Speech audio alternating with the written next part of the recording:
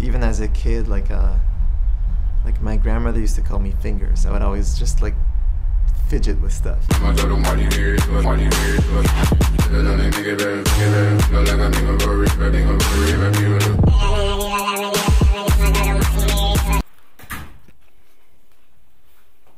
I got into DJing when I was really young, and scratching is what lured me. Scratching is what grabbed my attention.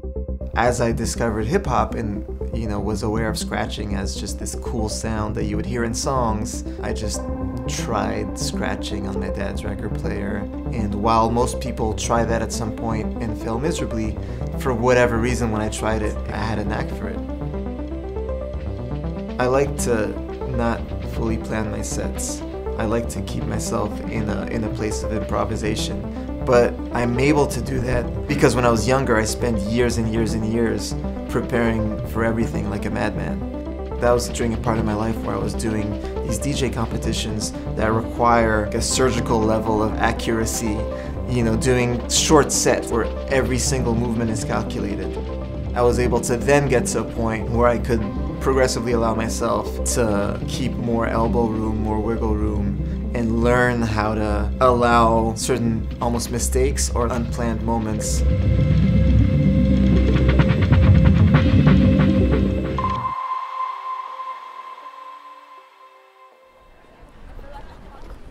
It's fun to be back at South by. Austin itself is an awesome city to go to, and I still come to Austin for shows even during the years where I wasn't going to South by as much. So I always like being here. I like the spirit of the city. It's a city where you can walk around. It's a city where there's an art scene that is encouraged, and I love the fact that so many musicians come here. Half of the fun for us is just running into each other, you know? It's supposed to be a place where not only you go and play shows yourself, but you check out other bands and artists, and everyone is kind of running through this strip in downtown Austin, literally walking down streets, popping into venue next door and seeing a rapper or a band or a DJ that you were just starting to hear about. You get to watch their set, and as much as South by's changed over the years, that spirit is still there. The year that I started coming here is exactly at a pivotal point in my music career. Prior to that, I was mostly known as a turntablist, a hip-hop DJ, world champion DJ as a kid, but someone that was mostly like a very technical scratch DJ. And I was starting to work with Kanye West around those years too. That kind of was giving a new chapter to my career.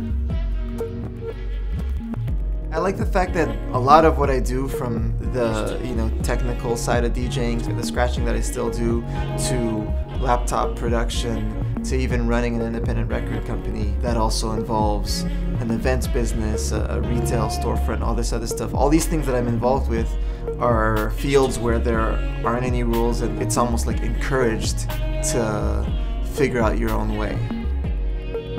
I like the fact that I never fully know what I'm doing. I'm not following a rule book.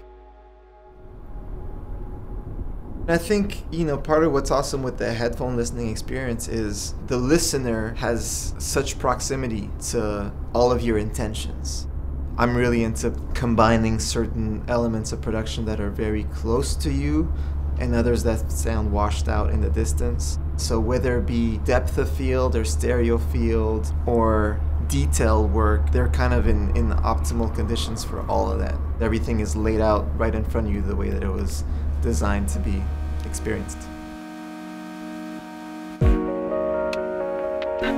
I don't like formulas, whether it be the way I play my sets or the types of songs that I produce. Nothing that I'm creating is a direct reference to another set or song or whatever it may be. Everything I do is a sort of like combination of a couple of references and sounds I hear in my head, and I'll think a lot about like the effect that I want that track to produce.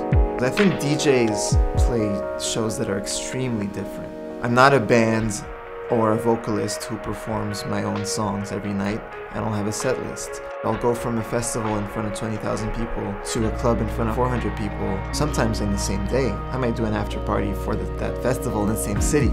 I think that's what's really amazing about art is, you can get inspiration for something completely different, and I think it's more about your thought process and the emotions and reactions that you catch yourself getting will lead to you thinking, what can I do in my field that can provoke an interesting reaction to a listener?